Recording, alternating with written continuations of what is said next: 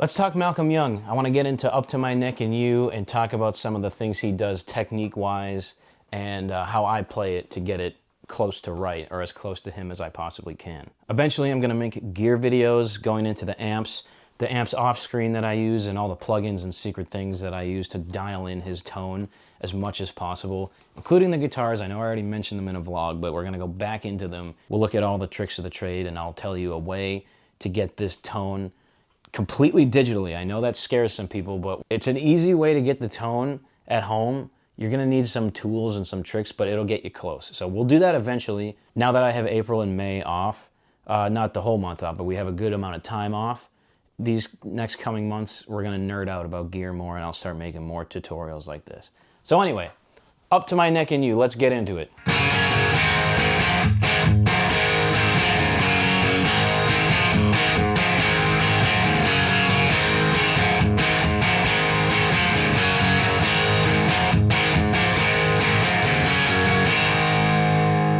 Okay, when I think of Malcolm Young, I think of the right hand, I think of hitting the strings with a decent amount of force, and I think of the constant movement. And those are all things that he does in this song. He's constantly hitting the strings with his right hand. Even when he's not fully playing, it's the ghost notes that really make him special. And that's the one thing I would say that people that can't do him don't understand. It's a multifaceted issue, but those ghost notes have to be there or it's not going to sound like him. It's just not. It's a chunky sound that it's pretty hard to get the feel down. You have to really practice it to get it right. I've been doing it for almost 10 years now, which is why I'm half decent at it, but I'm still not as good as him. His feel, I'm still finding new things and I'm still learning every time I listen to him, which blows my mind. And yeah, the other thing I wanted to mention too is that I've seen comments, not a lot of them, maybe one or two really, out of like thousands, which is good. The ratio is good, but I've seen these comments that say, you're not hitting the strings hard enough and you gotta really hit them. And that's half true, but it's not completely true. Another thing that Malcolm is known for is his nuance. If you listen to his isolated tracks and you get into exactly what he's doing, there's such a nuance to his sound. He's not just hitting the strings like a caveman the entire time. That is not how to do him right. There's a feel there that people don't really realize until they try to play it. Malcolm was a small dude. He's a couple inches shorter than me. He was really skinny. Him hitting the strings hard is like me hitting them probably 3/4 of full strength. His full strength is probably not quite as hard as a lot of other players can hit the strings just by nature of how big he is. I know he hits the strings hard, but he's not, you know, destroying his guitar every night like a lot of people think he is. There's a feel, and we're gonna get into it. He's playing a different part than Angus. Angus's part is this. He's hitting that same as Hell Ain't a Bad Place to Be. Malcolm does not hit that. He's just going. So it's a little bit of a different part, and that's what makes those parts work together so well. There's a tension there. When Angus is hitting the flat 7 there and Malcolm's not, it's almost a clash, but not quite. The key here is the ghost notes. I'm gonna get a little closer so you can see them. Watch. Do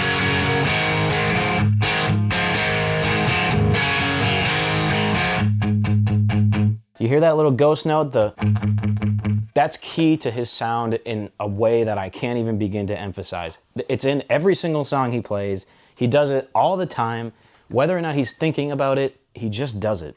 And it works so well. It's a little ghost note.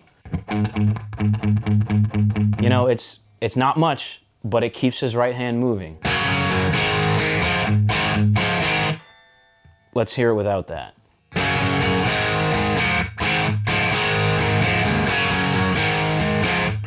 Wrong, there's a ghost note. And that's the right hand technique that so many people don't get right, or so many people don't realize is happening. If you don't get that, it's not Malcolm. It's just not. It's a version of Malcolm. It's an imitation. I'm an imitation too. I'm not doing it perfectly.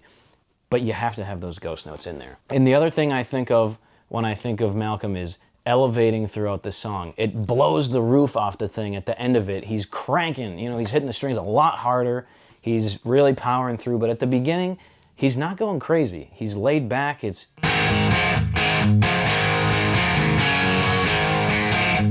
as opposed to probably towards the end of the song, he's like...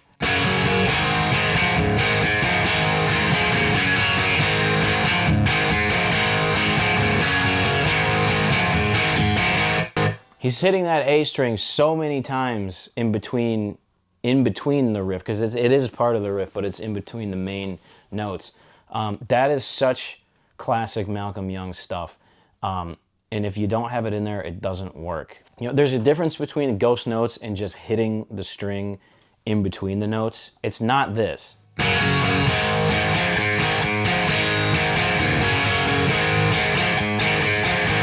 hear how that doesn't sound right? It's just a lighter touch that people don't realize. They think Malcolm, heavy touch, smash the strings, hit the guitar, no mercy. It's not always the case. He plays really lightly at times. You know, he's doing what the song needs. So that's another thing that a lot of people don't realize. Let's talk about the solo section. He goes through the verse parts as it goes, you know, through the solo.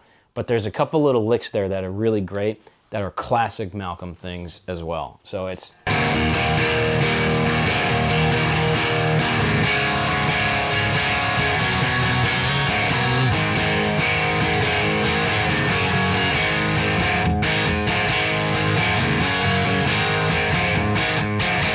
That little riff he does there, that little lick.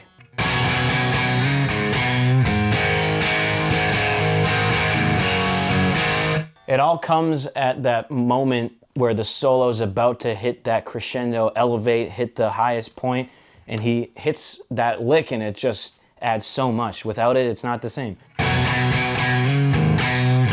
So he's playing like an open C shape here. Kind of like in Hell's Bells.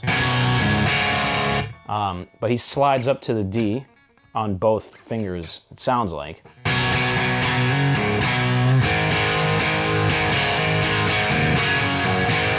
That's a lick that when you notice it, you'll never unhear it, but you might not notice it right at the start. It's kind of, you know, it flies under the radar a bit, but that's the genius of Malcolm. He does something that's a little under the radar, and it elevates the song so much, you don't even realize it's happening subconsciously. You know, it's one of those things. So I'm trying to think of what other little tips and tricks there are. This is a good one. On the E chord, when he goes... Do you hear how I'm hitting the open strings before I actually hit the E chord? It's kind of like the intro of Jailbreak.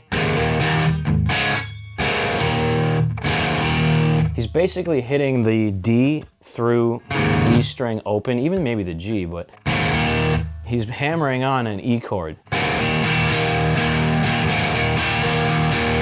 And that hammer-on just adds a little bit of swing. It adds a little bit more nuance than just going...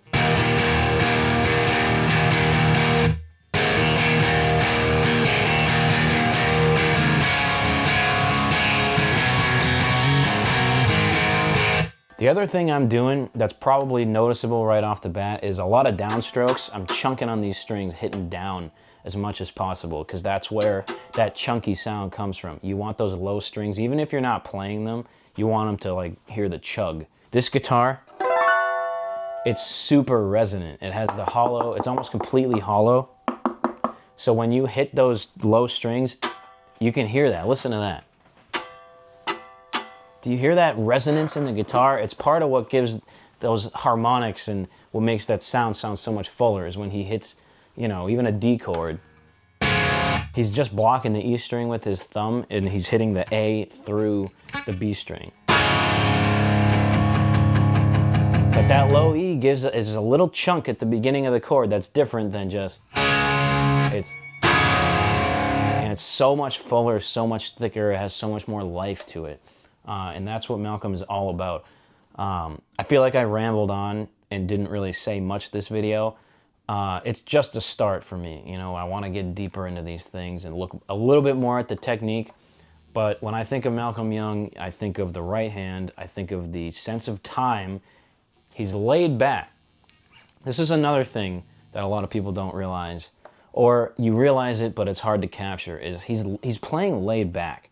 He's not right on the beat every single time. He really kind of leans back and lets the drums swing, and he finds the pocket in that swing.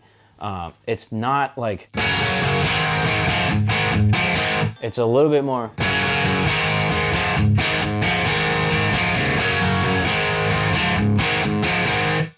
It's like you can only play that properly with a joint in your mouth or something, and a great drummer with a swing. It's like such a nuanced feel. I don't even get it perfectly most of the time. I listen to his stuff and I'm like, man, I'm still just a little off. And that's the pursuit, isn't it? Just finding that swing and that feel. It's so hard to be in the pocket like he is, and that's what makes him a step above, you know, everyone else. It's the feel. Yeah, those little nuances, those ghost notes that need to be in there, starting a little bit more laid back, playing more chill, and then as the song elevates, really picking up, really hitting the strings harder, really elevating through the end of the song. That's what I think of when I think of Malcolm. In a song like this, it is nuanced, but it's less nuanced than other ones because he's just cranking through the same rhythm for most of the time, most of the song. So something like Hell's Bells, a little bit different. Something like Thunderstruck, very different. That's a super, super nuanced song. You know, we'll go through that one eventually too. But I love these the late '70s things where they're clearly just having a good time in the studio. It's a raw sound. There's the energy there. You can hear the room. It's just such a great sound. So that's what I think of when I think of Malcolm Young. And I try to do him justice that way. Hopefully I wasn't rambling too much. Hopefully this actually helps out a little bit. If there's any specific questions, please leave them in the comments. I'll try to answer them if I can. And here's a little tip, a little tone tip, okay, to get this sound. For this video, I used Amplitude. I just used Amplitude on the Plexi head setting.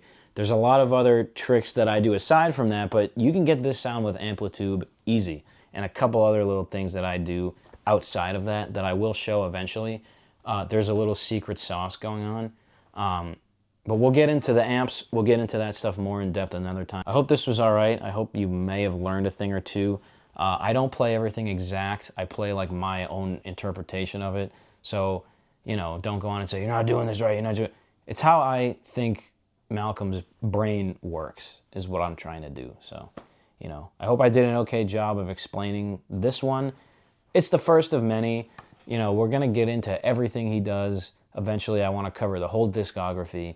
So thanks for checking this out, and we'll catch you next time. If you have a suggestion for a Malcolm cover you want me to drop, let me know, and I'll do it. Thanks.